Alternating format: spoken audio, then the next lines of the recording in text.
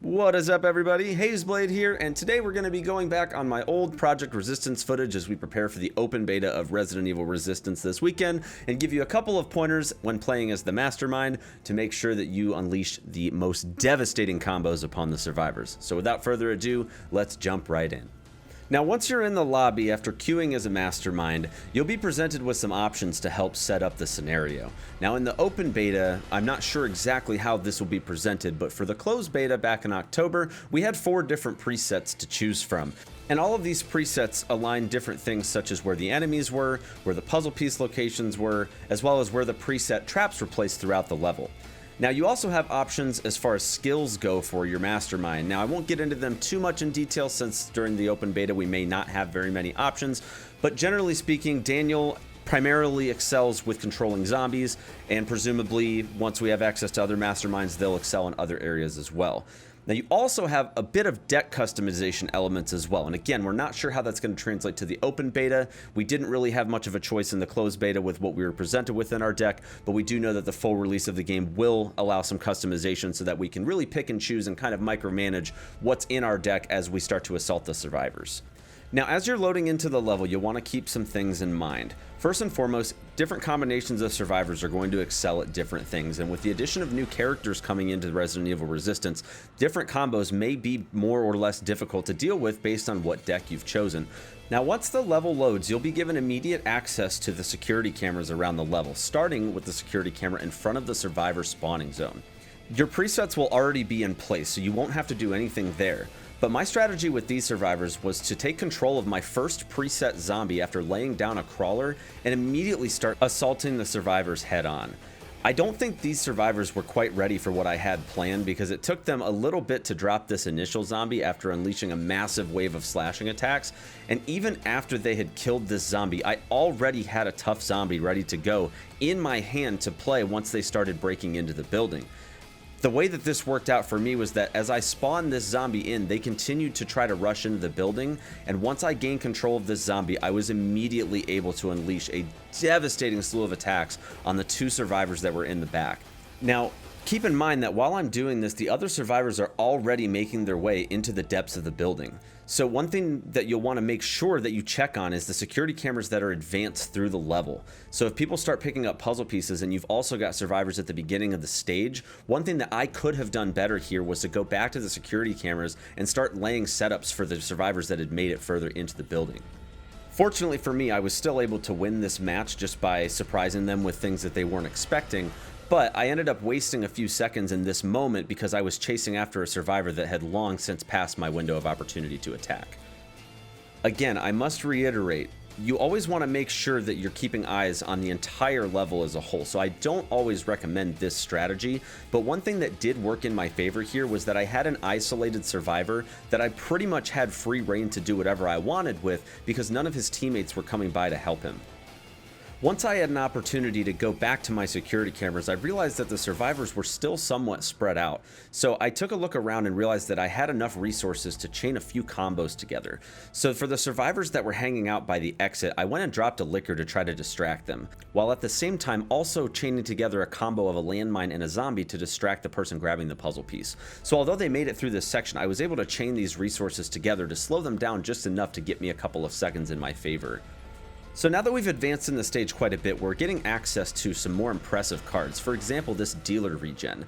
This is one of the more powerful cards in the deck that you gain access to in the second stage. And the dealer regen operates very much like the Hunters from Left 4 Dead, as well as the Crimson Heads from Resident Evil 1 Remake. So she has the ability to sprint towards survivors and pounce on them, dealing an incredible amount of damage. What makes this more impressive is with Daniel's ability called Vampire, which allows her to regenerate health, she not only will deal tons of damage, but she'll be restoring an incredible amount of health at the same time, making it very difficult for survivors to break the cycle and actually start dealing damage to her. Now, the zombie dogs you actually have access to starting from the beginning of the game, but I was not able to really use one in a way that made sense until this point. So I actually set up a combo here with a crawling zombie, a landmine, and a zombie dog to try to get some distraction, while I also locked the door and turned out the lights just to try to see if I could make a little bit of chaos to keep them distracted with everything that was going on. So the landmine itself actually deals damage in a splash radius, so it was actually dealing damage to my zombie on the floor as well. But because one of the survivors actually stepped in it, it dealt significantly more damage to him than it did to my zombie. Immediately following this attack, I spawned another zombie in and started hitting Valerie pretty hard. She had become a little bit distanced from the other survivors while they were out gathering supplies, so this was a great opportunity to just get some quick damage in, but immediately return to my security cameras and start setting up some enemies to block off the paths of the other survivors that were gathering resources. This is a great example of where I mentioned earlier that I could have improved, because in this case not only was I able to be creative in stringing together attacks to deal damage to the survivors, I was also able to return back to my security cameras and begin setting up something for the survivors that had already dispersed in an effort to continue putting pressure on them as they advanced through the stage.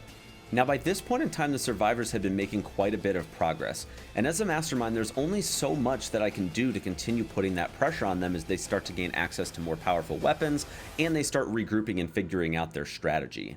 A couple of quick things that I had access to in my hands was a discount card. The discount card reduces the cost of all other cards in my hand by 1. I chose not to use it in this case, but there's definitely cases where if you're continuing to accrue resources, you can use this if you have a plethora of resources to discount up to 3 other cards to -1 and then ultimately string together an even more impressive combo with the resources that you have. But in this case, I just used a dealer regen to try to continue pushing that pressure on the survivors until my Mr. X superpower was ready. And with that being said, we're going to talk about Mr. X a little bit. Mr. X is a super fun card to play. You will gain access to this card every few minutes of gameplay, as well as at the end of the scenario. And Mr. X has access to quite a few different abilities. His main ability is the hook punch, which pretty much just enables him to punch the survivors. It does have a little bit of a wide radius, so you can actually hit multiple survivors with one punch, but it's pretty much your standard attack. Now in the closed beta, there was no cooldown on this ability. I presume just based on how overpowered it was in the closed beta that here in the open beta, when it opens up, there will be a short cooldown to it, but that is your basic ability for Mr. X. Another ability that you have access to is called the Bull Rush.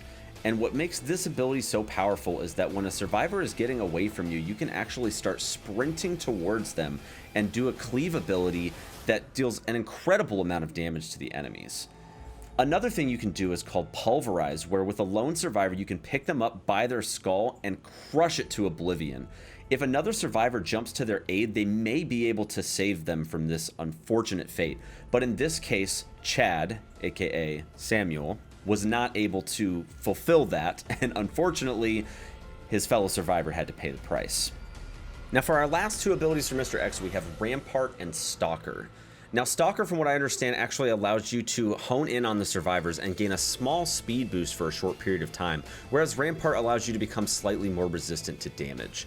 Prior to controlling Mr. X, I was starting to run a little low on resources, but because I was able to control him for such a long period of time, I came back to my security cameras and had a ton of resources available to start assaulting the survivors with. Now at this point in time, the survivors were just getting ready to reach the 3rd stage, so I didn't want to go too hard against them, especially since they were already meeting the criteria to go into the 3rd stage and just waiting for the final survivor to reach the exit.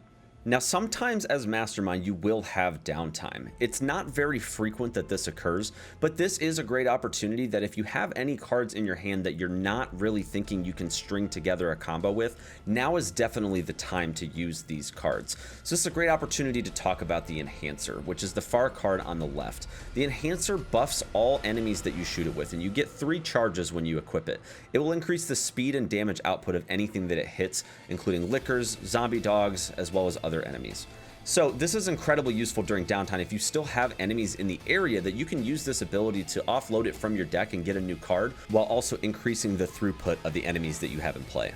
Now in the final stage, this is a no holds barred tournament between the survivors and the Mastermind. During this stage, you have a guaranteed opportunity to play your ultimate ability, which in my case is Mr. X.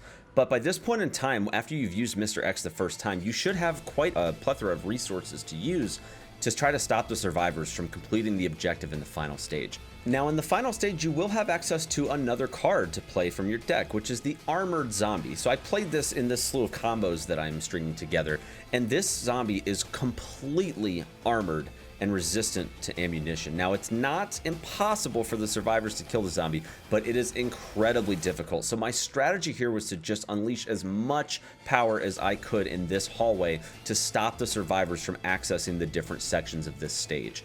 This area here is pretty much the hub for all of the access to the biocores throughout the stage. And once the survivors destroy these 3 biocores, they have access to the exit.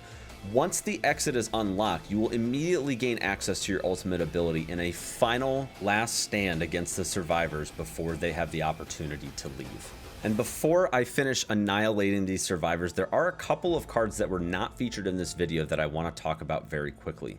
One of them is the generator card, which when this is in your hand actually increases resource generation, but unfortunately at the expense of 1 card in your hand. So you can keep this card in your hand as long as you want. However, it's going to take up that space while it's increasing your resource generation. Now, you're also going to have access to a machine gun and a leg trap, which are perfect combo cards because you can stick somebody in a leg trap and immediately start shooting them with the machine gun, and it's pretty much a guarantee that you're going to incapacitate them. Great way to pick off single survivors at a time and start creating chaos throughout the level. Now, as I mentioned before, a lot of these tricks were used during the closed beta of the game. So for the open beta, a lot of these things could be nerfed, they could be buffed, they could be removed completely. So please take these with a grain of salt and start experimenting on your own with the beta this weekend. And that's going to do it for this video. I also do plan on releasing a survivor version of this video later this weekend, but be sure to like, comment, and subscribe. Also, don't forget about channel membership starting at $1.99, where you can take advantage of some really cool perks. And I look forward to seeing you guys on the Resident Evil Resistance beta later this weekend. Take care.